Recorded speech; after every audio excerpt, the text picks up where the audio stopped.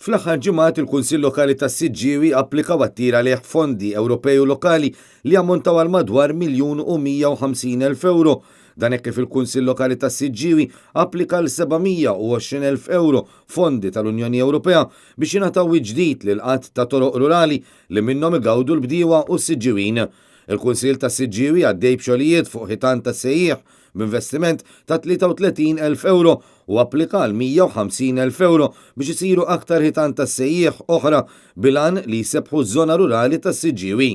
Apparti dan, il-Kunsill Lokali qed iħejji applikazzjoni ta' 50,000 euro biex sal-aħħar ta' dan ix-xahar japplika l-fondi Ewropej għal Green Infrastructure għal aktar tisbieħ taż-żona viċin il-Kappella ta' San Niklaw.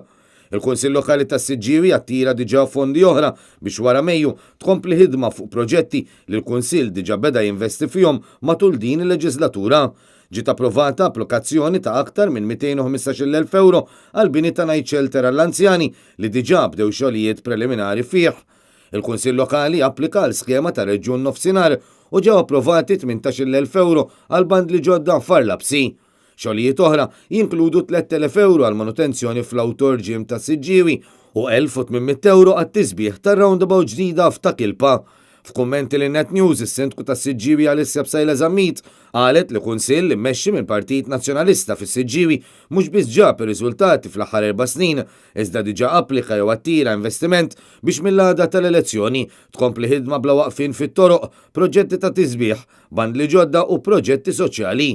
Is-Sindku appellat għalhekk biex is-Siġġiewin jagħmlu għażliet għaqlija biex il-ħidma tkompli mingħajr skossi u jaċċertaw li ma tiqafx nofs triq.